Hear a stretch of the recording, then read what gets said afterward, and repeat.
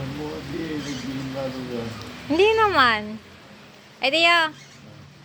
Anong ginagawa ni na ate doon? Kaya ito mga, titinda ng ulam. Meron sila tindanahan? Hindi, sa kapitbahay.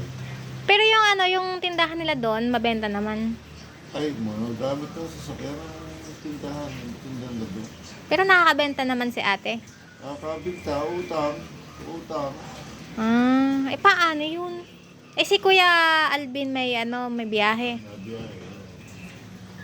Si Harvey, walang Wala pa kasi doon. Ang hirap no, parang dalawa lang silang naghanap buhay, pero paano kaya sila na doon nabubuhay? Nag-aaral lahat. Yung dalawa lang napasok pa, yung sipa. Hindi tawag nga ron, working student? Hindi. Parang scholar yata naman. Pamasahe lang yata. Pamasahe lang. Pero mabigat din yun, Mabigat din. Hindi na lang nangupahan si Harvey. Ay, parang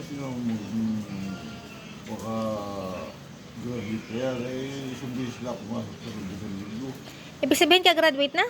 Hindi first year. Hindi, first year lang. Nung patapos yung first year. Hindi, mas maganda Tio, mangupahan na lang, no? Itong, Bed spacer, 500 lang naman yata. ito araw-araw ay may pasok. Ay kalayo pinapasok ko sa kanisa. Kaya nga.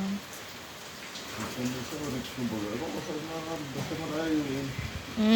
Marayo na ako na eh.